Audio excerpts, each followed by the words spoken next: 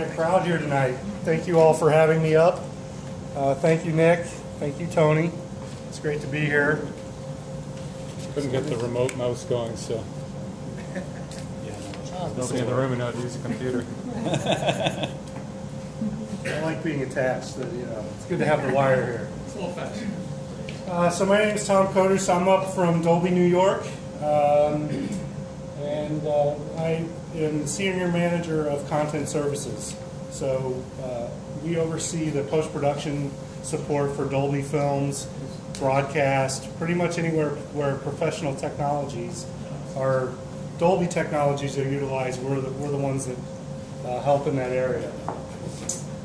So today we're going to talk about, I start out with this slide by saying sound is greater than 50% of the experience.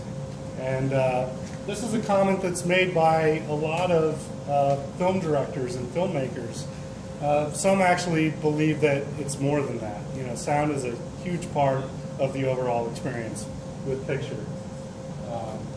So Dolby Atmos is something that brings the creative people and the film directors closer to that vision of making the full package of an immersive experience with their storytelling. So the talking points I'm going to cover today, I'm just going to do a quick brief overview of surround sound as it exists, as I'm sure many of you understand, and how it's evolved to where we're at today. And also talking about how we defined what the next generation of immersive audio would look like, and the thought process we went through as we brought this to market. And then just a quick technical overview of how theaters are designed, how the system works. Hopefully when I'm done, you'll have a better understanding of how the mixes are done and how it plays back in the theater. So starting out, the ideal solution when we went to speak with filmmakers, and this has been a collaborative process for quite a few years now. One obvious one, we want to create a better audio experience and create a richer palette of tools and flexibility when mixing sound. And this obviously gives more artistic control. I'll explain the arrows here in a minute. That'll be the second part of this slide. Secondly, easy and intuitive. There would be new authoring tools. They couldn't be totally foreign where people would not embrace it because it's too difficult to use. And it has to fit into the current workflows.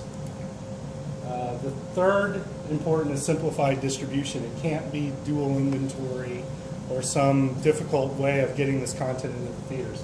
So single inventory, and similar to like how film has been distributed for many years, there's a backup soundtrack that's always on there. So when film went to digital audio, if that digital audio failed, you always had the optical soundtrack that was still there, so that the playback of the movie would never suffer.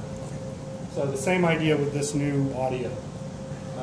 And then lastly, scalable playback. So if it's mixed and recorded in one room, it has to be optimized to play back in a larger room and a smaller room. And so that was an important part of Atmos, in that it does scale depending on the size of the room. And that's why I mentioned it could be up to 64 speakers in a large theater, or it could be 30 speakers in a smaller theater. And then also leaving some hooks in there so you could put some future innovation in and improve the technology going forward. So basically, the arrows here are showing are, if we could nail all four of these things of something you can author once with the best tools and have a universal format and it to optimize everywhere, that would, everyone agreed that'd be pretty much a bullseye. So I think we got pretty close to this with Dolby Atmos. So starting out in 2008, we had already started to look at new sound formats.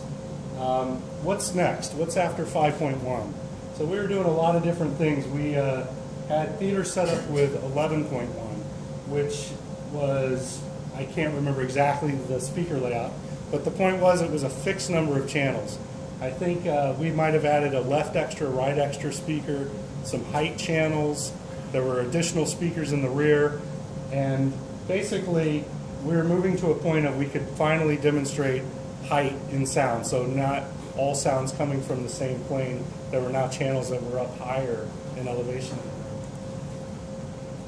Proof compelling, you know, it was something to look further into, but most filmmakers and audio mixers like, it's not really enough. It wasn't, you know, we were still stuck to this channel-based format. And as you could see, that could quickly get out of hand where, sure, 11.1, 13.1, why don't we do 30.6?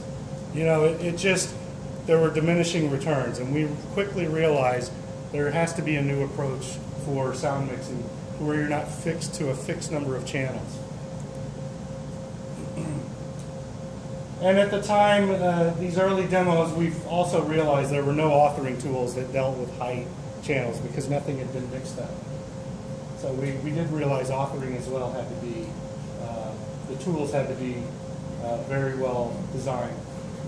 So 2010, now you're going to think this doesn't really make much sense. So in 2010, we do Dolby Surround 7.1. Well, this was the first commercial release of a 7.1 film for theaters. And what this proved to us was the fact that this required studios to do a dual inventory. They had to send a hard drive out with a 7.1 mix to theaters that could play 7.1. But if most theaters were still 5.1, they had to have a whole other set of inventory to send to those theaters. So what this nailed home was that the Atmos thing had to be one drive. It couldn't be a dual inventory. And this proved, you know, 7.1 to this day is still a little bit of a challenge. I don't know if anyone here is involved with DCP distribution, but it's still a challenge for studios. So Atmos brings us closer to removing that challenge with distribution.